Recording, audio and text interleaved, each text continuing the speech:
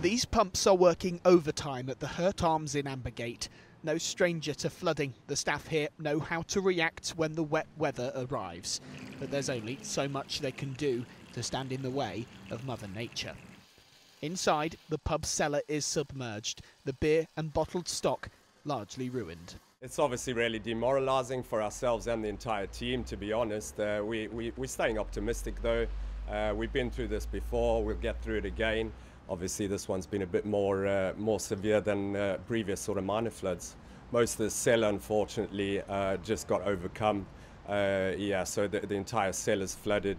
And all of that water has just risen from floor to ceiling in the cellar really. The electrics and things that are down there, and obviously a lot of that supplies the main building, all of our pumps for our beer taps and things. We've got to obviously just assess that and see where we go from there once we manage to pump all the water out of the cellar.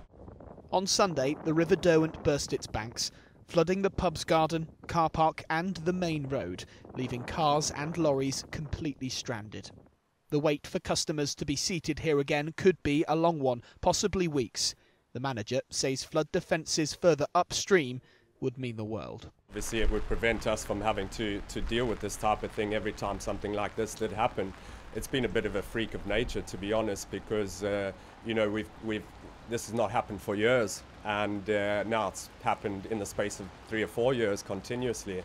At the new cafe down the road, the potential for flooding has been floating on the owner's mind for months.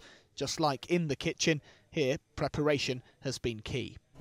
I put a special flooring, a tarmac floor, and lined it all with plastic, knowing that we'd just be able to wipe clean and sweep out the water. And it's after the refurb and the cost of it, it's certainly paid dividends that it has actually worked. We raised all the radiators, all the electrics, so we didn't have a power problem at all.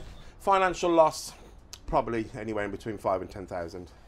Obviously you knew that this is Yes, an area that's likely absolutely to flood anyway. Yes. Do you think that in some extent you have to sort of live with it every year, or do you think more should be really done further upstream to stop it happening?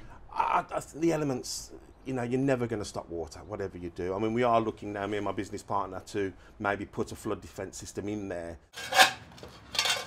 All efforts are now on a speedy recovery, but all eyes are on the river and what it might bring in the coming days. Lewis Warner, ITV News, Ambergate, Derbyshire.